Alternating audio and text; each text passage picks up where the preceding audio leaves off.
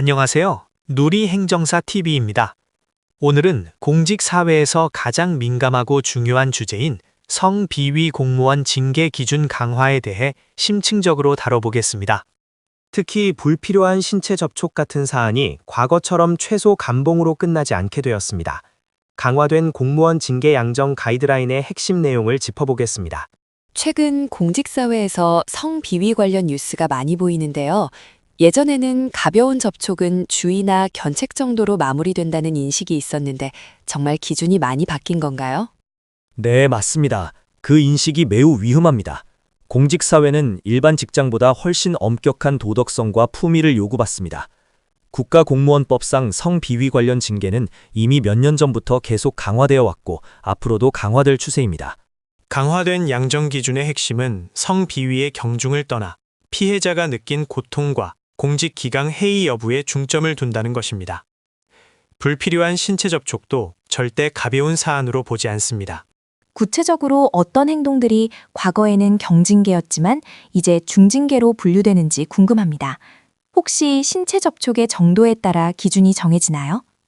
성비위 징계 양정의 판단 기준은 행위의 종류와 피해 정도, 고의성, 그리고 지위의 우월성 여부입니다. 특히 성희롱의 경우 성적 언동이나 불필요한 신체 접촉이 포함됩니다. 예를 들어 직장 회식 자리에서 어깨를 감싸거나 허리를 만지는 행위, 혹은 원치 않는 포옹을 시도하는 행위는 과거에는 경징계의 한선인 감봉으로 시작할 수 있었습니다. 그럼 이제는 그런 행위가 최소 감봉이 아니라 더 높은 징계를 받게 되는 건가요? 그렇습니다. 만약 불필요한 신체 접촉 행위가 직무 관련성이 있거나 상하 관계에서 발생했고 피해자가 심각한 정신적 피해를 호소한다면 이제 최소 징계는 정직 또는 강등 이상으로 상향 조정될 가능성이 매우 높습니다.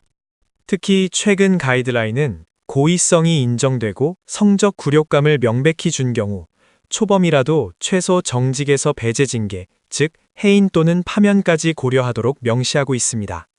피해자의 주관적인 진술이 징계 수위를 결정하는 데 얼마나 중요한 역할을 하나요?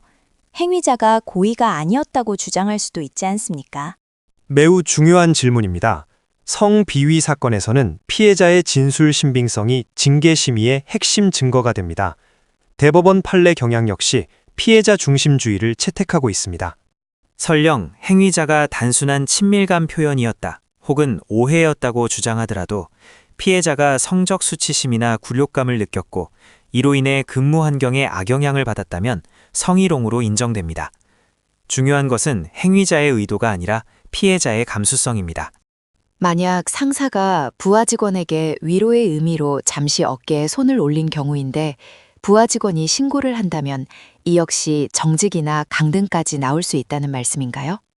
단순히 위로의 제스처였다고 해도 상대방이 거부 의사를 밝혔거나 그 상황이 성적 긴장감을 유발했다면 문제가 될 수 있습니다. 특히 공무원 징계 사건에서 상하 관계는 가중처벌 요소입니다. 징계위원회는 피해자와 피신고인의 진술은 물론 주변 CCTV나 증언 등 모든 자료를 종합적으로 검토하여 징계 수위를 결정합니다. 만약 반복적이거나 다른 비위 사실이 함께 있다면 중징계는 피할 수 없습니다. 징계를 받은 공무원이 자신의 징계가 부당하다고 생각하면 어떻게 대응해야 하나요? 행정사님의 역할이 필요해지는 부분이겠지요. 네, 징계 처분이 과도하다고 판단될 경우 공무원은 소청심사 제도를 통해 다툴 수 있습니다. 소청심사는 행정심판의 일종으로 징계위원회 결정에 대한 불복 절차입니다.